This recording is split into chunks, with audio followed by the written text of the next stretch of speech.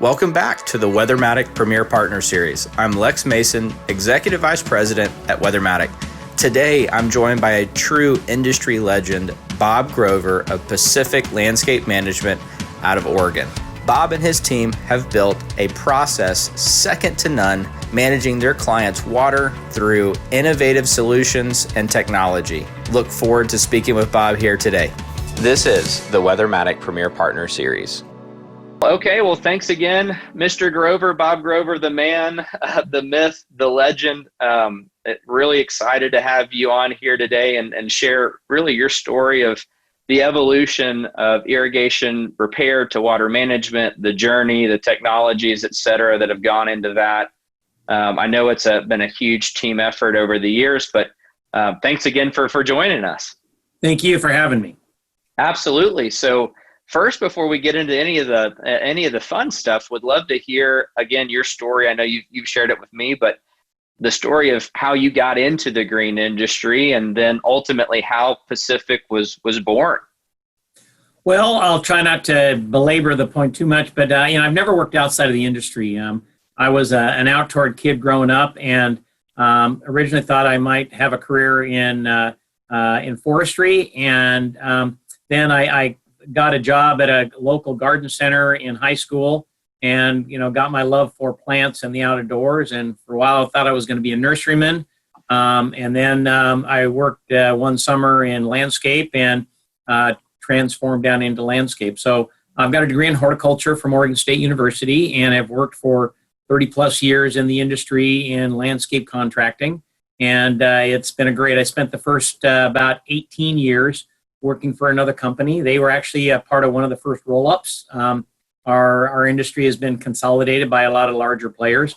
And I sorted through that for a while and decided I didn't like working for a national organization.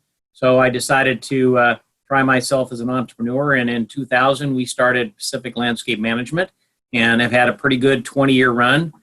We've grown. We have currently 3 branches, about 275 employees.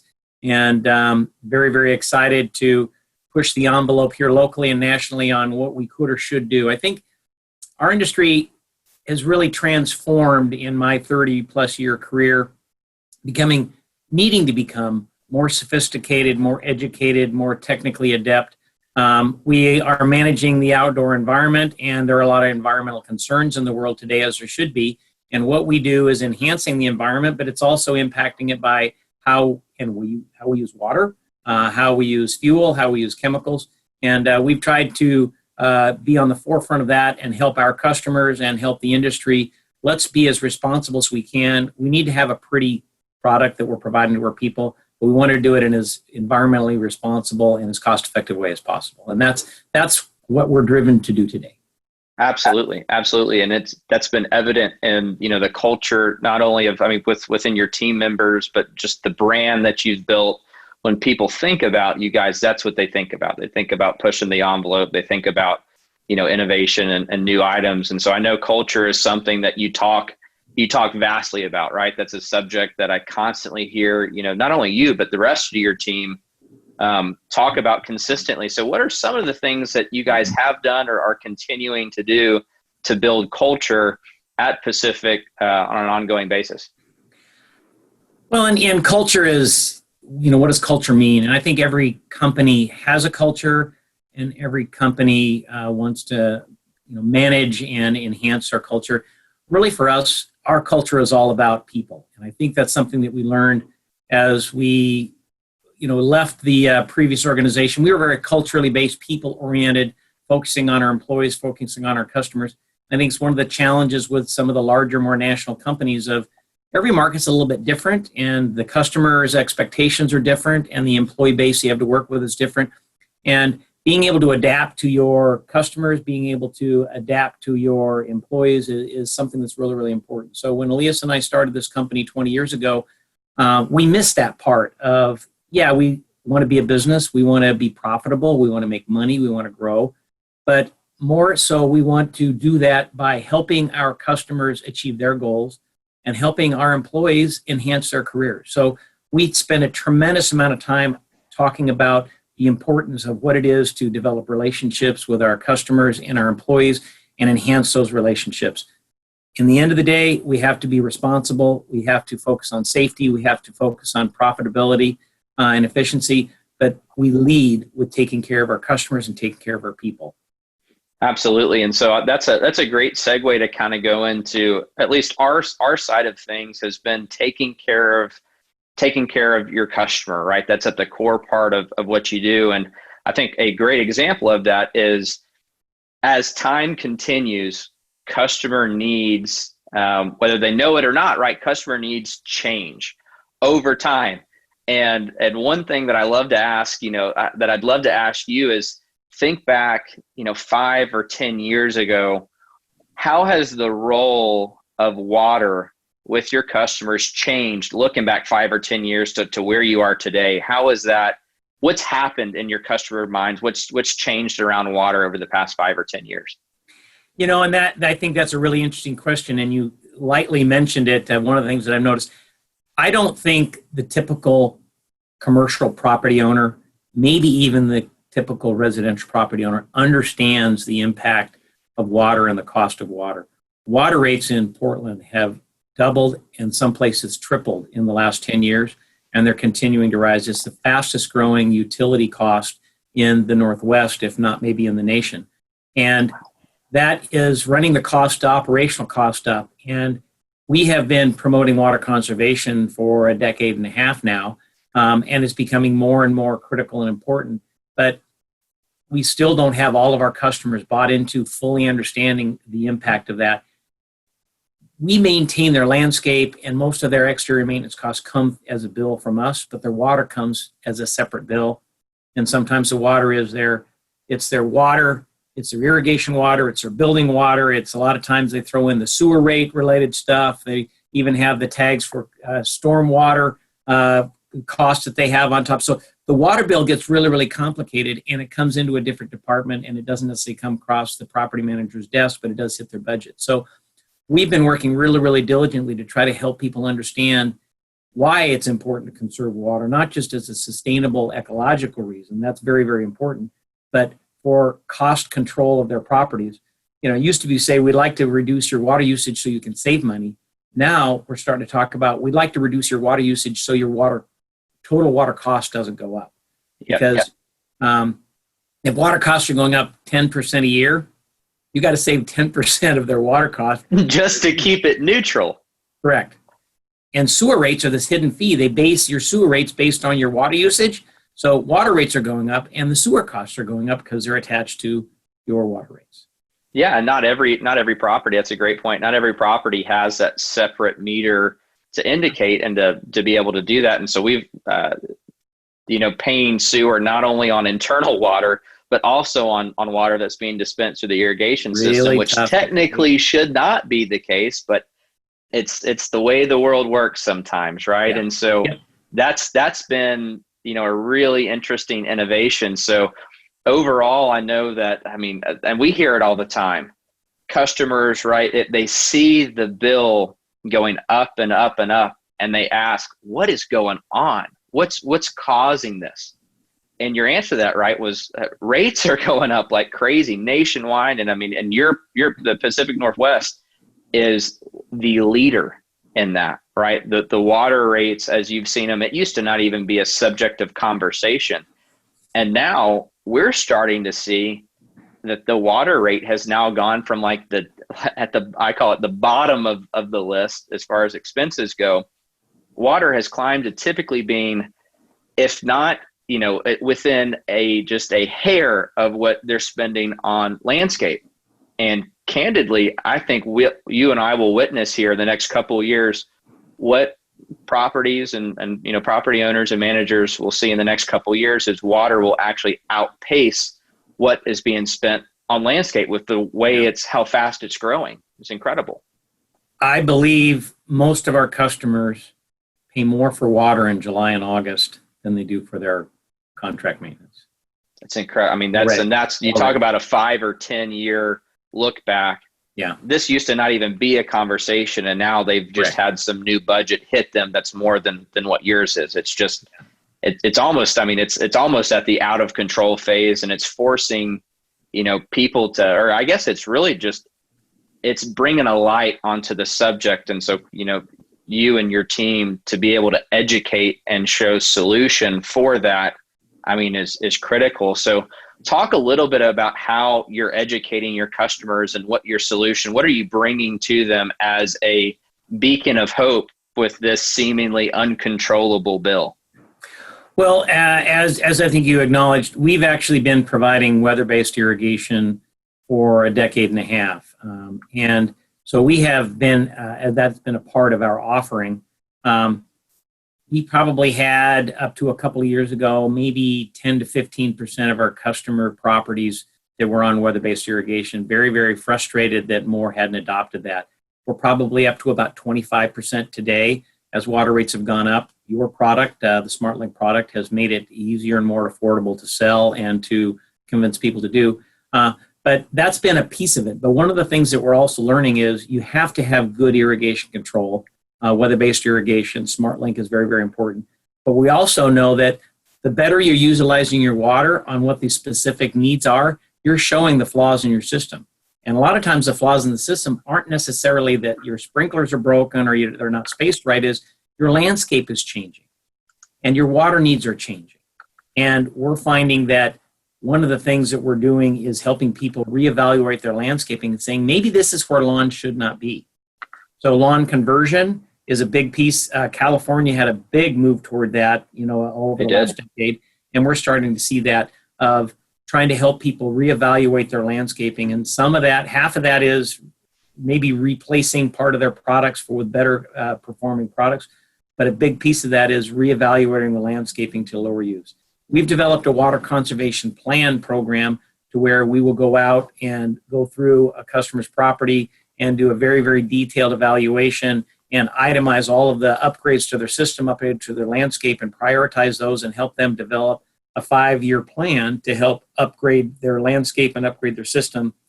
And most of them have great ROI. So trying to help people and showing that, okay, if it's got marginal ROI today, 5 years from now, when water rates double again, it's going to have significant ROI. Absolutely. And we call it, I like to think about it as it's asset management, right? You got to look at the current, not just the current, what's happening today. You can rewind and say, where has it come from in the past 5 years? And what is the utility water district, whoever it is, right? Where are they saying it's going? And, so often it's like, okay, well, let's look at last year and see what happened last year. Okay, well, yeah, it would have saved money and done a 1-year ROI. Zoom out 3 years from now, it would be like the first 6 months of the year you'd hit it. And that's been a big indicator of encouraging people to act now and do things. And I know I've seen you guys promote that as a big kind of education tool of what's the outlook? Where is this utility expense going? Not just where it is today, but where it's headed. So to pivot a little bit into the technology, I know one thing that can be really difficult is team adoption to new things, right? We're all creatures of habit to some extent. And you have tripled the amount of technology in the irrigation division of your company. And I know you've got some pretty audacious goals there of how much more technology you want to bring into that department.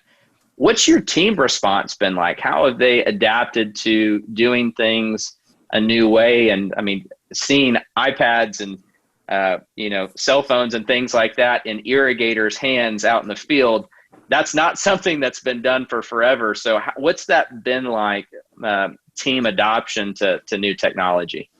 That's a good question.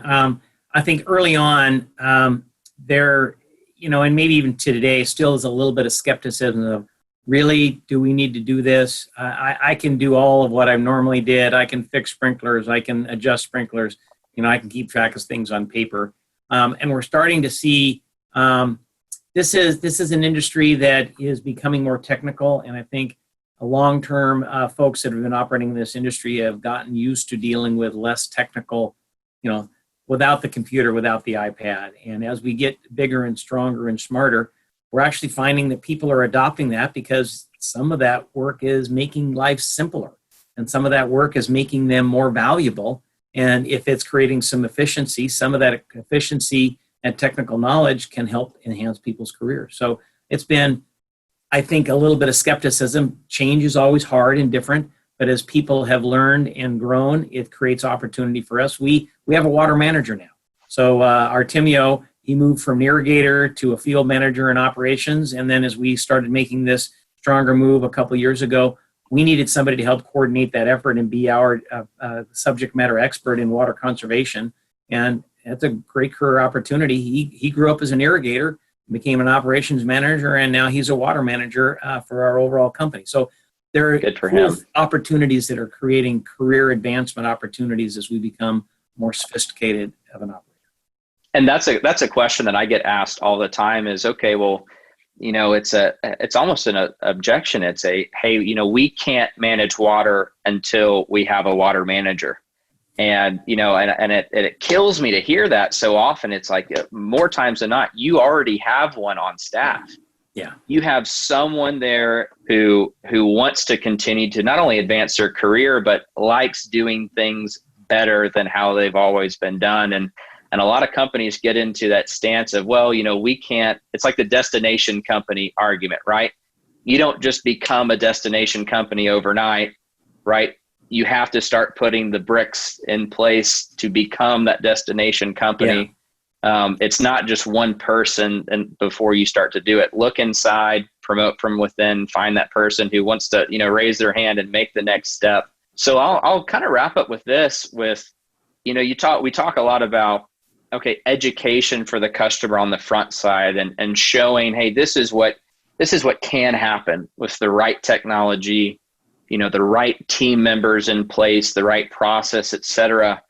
What's been the response to the implementation of technology after really seeing the results of what a water management plan can do for your clients? What's been the reception there? It's been good. I think we have a variety of customers that are in different levels of understanding the importance of that, and those early adopters. And we've had that 10% or so that go back over a decade in understanding and managing their irrigation through weather-based irrigation. But as we go forward, we continue to see more and more folks appreciate and understand and adopt that. And usually a lot of that understanding comes in September when they get their summer water bills and they make that call of, why did you use too much water? No, I didn't use too much water. That was the same amount as yesterday, and the water rates go up. So we're starting to see people understand and appreciate that. I still wish there was a better connection to baseline the water usage over history, and for us to be able to monitor that and share that. The water bill goes to the accounting department and our property management companies, and we don't see it till months after the fact. So that is the one thing that is challenging, is for us to be able to monitor on a daily, weekly, monthly basis on how much water they are truly using, so we can keep them informed and keep ourselves held accountable to where, if we said we're going to save you water, it's nice to know that in June and July and not wait till September when you high five yourself review. You did save it or you didn't. Yeah.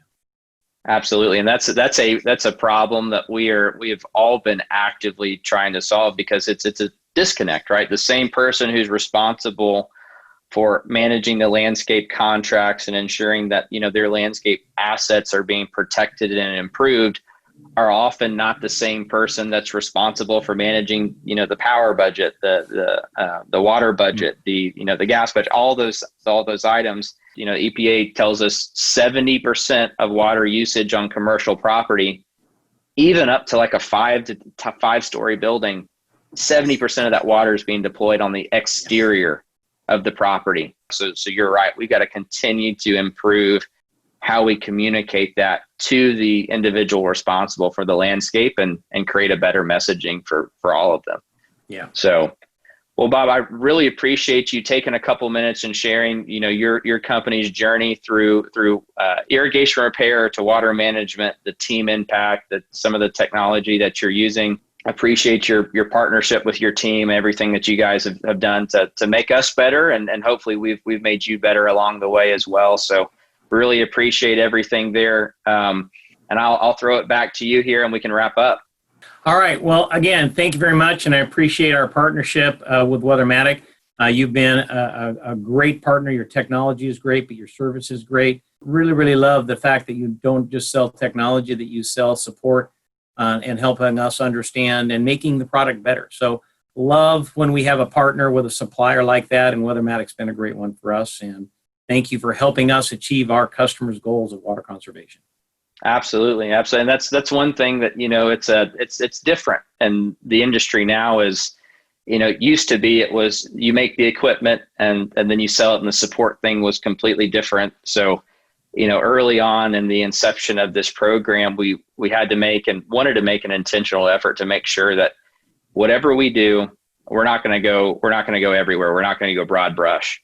We want to go specific, and we want to make sure that the service level always follows that. And so when we look at investing dollars and where do we make this better? Do we make this better? It's always been as close to dollar for dollar. As we improve here, we want to make sure that the service continues to escalate with it. So it's appreciate the thought there. So Bob Grover, everybody, thank you so much. Really appreciate it.